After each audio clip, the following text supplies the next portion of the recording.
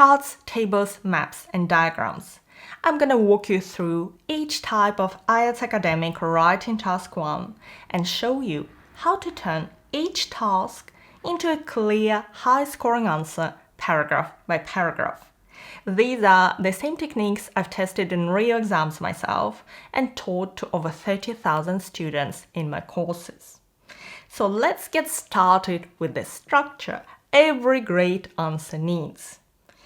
No matter what task you get, we start with an introduction where you briefly present the task, an overview, 1 or 2 sentences explaining what the data shows or what's this task all about, and then 2 or 3 body paragraphs where you describe the key features. These may be trends, differences, or stages.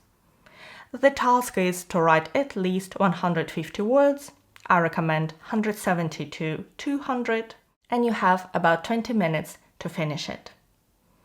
It's worth 1/3 of your writing score, but you should really pay attention to it because the former IELTS examiners I work with told me that they saw a lot of cases where task 1 brought down the overall writing score and task 2 essay was actually stronger. And I see it in the score breakdowns my students send me too. I don't want to scare you. How can you do great in this task? So the first part is an introduction. All we need is to present the task quickly and efficiently and move on to more important parts of your answer. I've prepared 2 examples for you. Shall we start with the easier one? So we have 2 maps. The plans below show Porth Harbour in 2000 and how it looks today. Summarize the information by selecting and reporting the main features and make comparisons where relevant. We don't need to look at the maps right now. The question is, how would you write your introduction by just looking at this task? That's enough in our case. Here is mine. The 2 plans illustrate how Porth Harbour has changed since the year 2000. The easiest and most effective way to write an introduction is to paraphrase the task. And this means we need to use synonyms where possible and maybe change the sentence structure too. So instead of copying the plans below show, we say the 2 plans illustrate, just subtle changes. We also change Porth Harbour in 2000 and how it looks today to a clause with a noun and a verb, how Porth Harbour has changed since the year 2000. So this lets us use the present perfect tense, has changed, which is the right choice when talking about changes over time until the present moment. And yes, remember, the examiner won't be impressed if you just copy the question at the beginning of your answer. Now, our second task is a bit tricky. Let's spend a bit of time reading through the task description. So the task shows the average salaries of science and law graduates from UK universities 5 years after graduation. The table gives information on the annual tuition fees for international students who study these subjects now. Summarize the information and so on. And below we see a bar chart named Average Salaries of Science and Law Graduates 5 years after graduation, and a table Annual Tuition Fees for International Students. The task is quite long, but our approach stays exactly the same. We take the first task sentence about the chart and paraphrase it into this. The bar chart illustrates the average earnings of science and law graduates from 3 UK universities 5 years after completing their degrees. So we've changed a few things. For example, average salaries becomes average earnings. And instead of repeating 5 years after graduation, we use 5 years after completing their degrees. Now we take the second sentence about the table and paraphrase it as this. The table presents data on the tuition fees paid by overseas students currently enrolled in these two subjects at the same institutions. So gives information on is replaced by presents data on. We also change international students to overseas students. That's a good paraphrase, memorize it. And who study these subjects becomes currently enrolled in these two subjects at the same institutions, or if you wish, higher education institutions.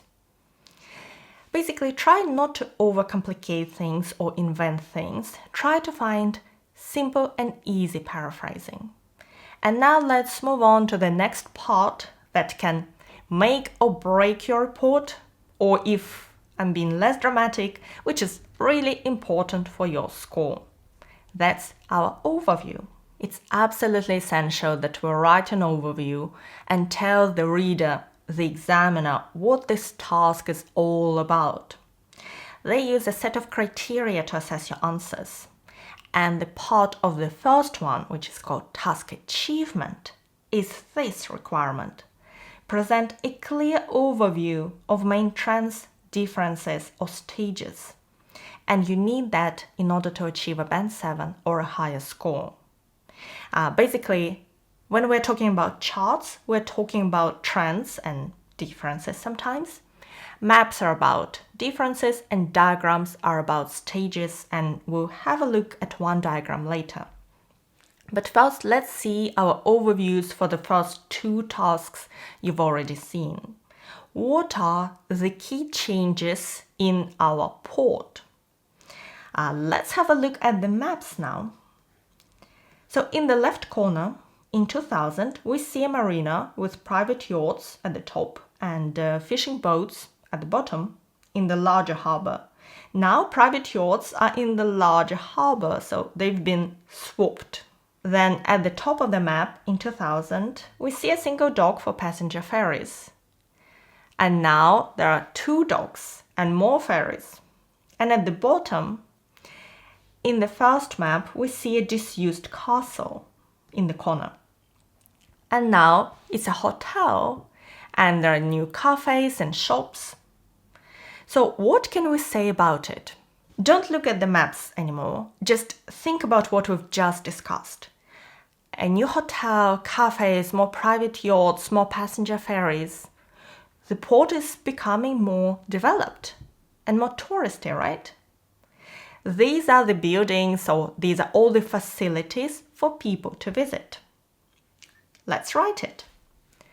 Overall, Port Harbour has become more developed and tourist-oriented, with new hospitality facilities added or existing ones expanded, such as a hotel, cafes and shops, and larger docks. This is our overview. So you don't have to name every change, just pick the main ones, the most important ones. And I know that sometimes my course students are really worried about accidentally adding any outside knowledge that would be irrelevant. So they really try not to say anything that's not in the task and would be worried about using words like tourist-oriented. But indeed, you shouldn't. Let me give you an example of what you shouldn't include. It would be something like, as the fishing industry declines, the local authorities have invested resources into making Port Harbour an attractive tourist centre, which is great for local residents too. But some people probably oppose it. So all that would indeed be irrelevant. But if you see a map and you see hotels, restaurants and so on, you can say that it's becoming more tourist-oriented. Indeed, you shouldn't just describe the changes. You should explain what you see in the task and what it means. Now, let me show you an overview for our tricky chart plus table task. Remember, charts are usually about trends. So what are the most important trends in our chart and table? Let's have a look at the salaries in the bar chart first. In all three universities, law graduates earn more than science graduates, right? Now, let's have a look at the table and the tuition fees. So if you compare the numbers between science and business, in every university, science students pay more but earn less. That's an interesting trend to report. What else can we find? If we look at the table again, so Norchester charges the highest fees, Russell is number 2, and West Anglia is number 3. And now if we look at the salaries in the bar chart, we see the same picture. Number 1, number 2, number 3, the same universities. Basically, we see that universities with more expensive fees tend to produce higher earning graduates. And these are the 2 points for our overview. Let's write it. Overall, 2 main trends can be observed. The first is that graduates from universities with higher tuition fees tend to have better salaries after 5 years. The second is that although science students pay higher fees, law graduates earn more across all 3 universities. This overview is quite long because we have a chart and a table and we need to describe all the main trends. A typical overview is shorter and probably not as structured. Whether it is structured or not, it's entirely up to you. You can go either ways. But both overviews, this and the one for maps, begin with the word overall to show we're making a generalization, to show the examiner that's our overview. Now I'm going to show you how to write body paragraphs for all 3 types of tasks: the chart and table, map, and diagram. Each is written in a slightly different way, but if you understand the pattern for each and how examiners expect you to describe each task, you'll find it much easier to get a band 7 or an even higher score. This time, let's start with the chart and table task. So we need to describe and compare the details, the salaries and the fees. And we also need to decide how we structure our body paragraphs, what we write in the first one and in the second one. There are different options, but mine is this. The first body paragraph covers the chart, and the second covers the table and the link between the chart and the table. So let's have a look at the paragraph about the chart in terms of graduate earnings. So we immediately know what this paragraph is about. Norchester University offers the highest salaries, with law graduates earning around £47,000 and science graduates receiving £43,000. So I'm not just giving the numbers, I'm also saying these are the highest numbers. That's important. So now the next university, and we need to change a slightly different sentence structure. Russell University comes next, where the figures are approximately £45,000 for law and £40,000 for science. And now the last university and yet another sentence type. You know, a common problem is that all sentences sound alike. They use exactly the same structure, and that's not good for your grammar score. You need to show some variety. Here is my attempt. The lowest earnings are reported at the University of West Anglia, with law and science graduates receiving £40,000 and £36,000 respectively. And the word respectively means in the same order as mentioned before. So law is 40k and science is 36k. And one more sentence, which I really like. In all cases, law graduates earn more than their science counterparts by a margin of £4,000 to £5,000.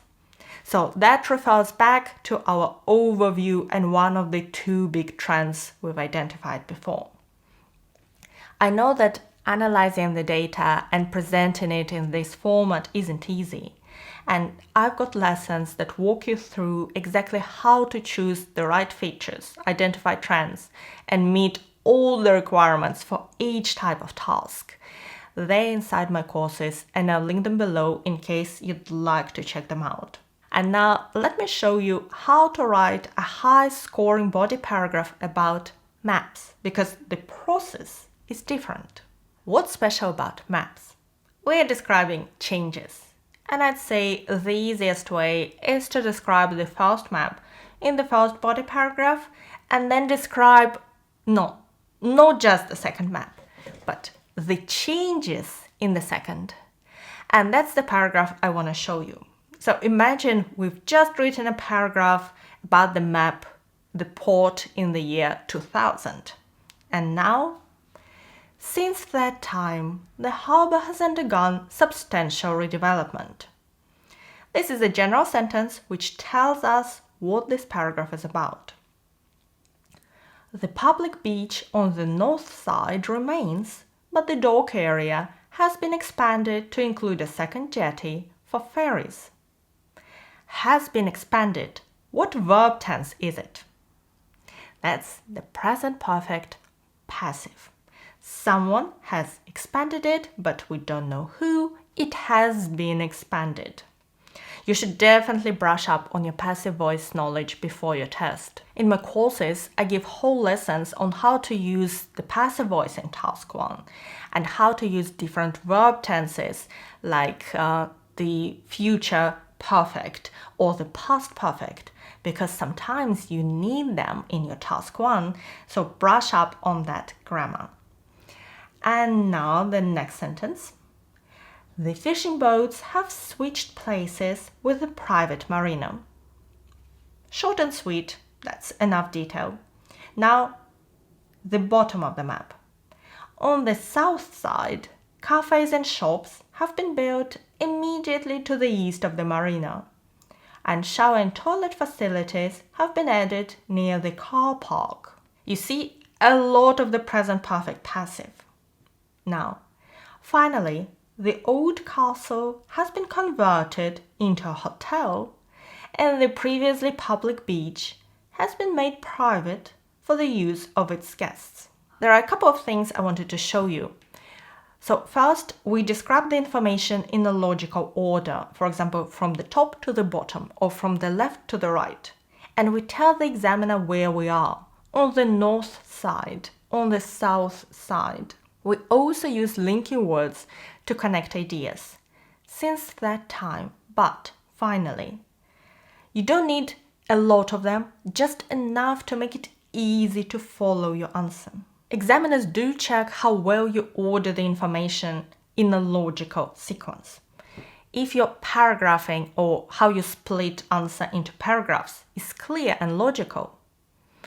If each paragraph has one central topic. If there are linking words between and within sentences. Again, not a lot of them, just enough to make it easy to read your answer. This is called the coherence and cohesion category, and 25% of your score depends on it. Now, we haven't yet seen the diagram. Here, the main challenges are often to write enough, to write more than 150 words, and to describe each step without sounding too repetitive. So, before I show you the body paragraph, let's have a look at the task. So it starts in the top left corner, and we see that energy helps plants and trees grow. They are then harvested, pre-processed. Looks like they're just shredded into bits. So we can get to the cellulose, which is sent to a factory for processing, and there it's turned into sugars. So then comes the biological part. Microbes are added to the sugars, and they help turn it into ethanol. And that ethanol can be used to fuel cars, trucks, and planes. And when these vehicles consume ethanol, they release carbon dioxide, which will hopefully be taken by the trees again, and that makes the whole system a sort of a cycle. So let's write the body paragraph. The process begins when plants and trees use sunlight and carbon dioxide as sources of energy for growth. Now, the beginning of the next sentence has a bit of a complex structure. After being harvested. After being harvested, this raw material enters the pre-processing stage, where it's broken down into small pieces using a crushing machine. Don't skip any steps, but you can describe 2 steps together. To enable further processing, these small pieces are then converted into cellulose, which is chemically processed into sugars. Then, during the final production stage, microbes are added to the sugars to convert them into ethanol. Okay, that's the first body paragraph. And there are just 2 sentences in the second body paragraph. So let's finish. When ethanol is burned as fuel in cars, trucks, and airplanes, carbon dioxide is released into the atmosphere. And then, this carbon dioxide is reabsorbed by plants, thus restarting the entire cycle. These are our 2 body paragraphs, and if you'd like to read the introduction and overview too, pause the video now. One thing we haven't talked about today much is the requirements the examiners use to assess your answers, and you should definitely learn about them before your exam. And you can do that by watching this video. We're going to discuss all the requirements while writing a full sample answer to a very common type of task 1. Thank you so much for watching me today. Good luck with your preparation and your exam. Bye!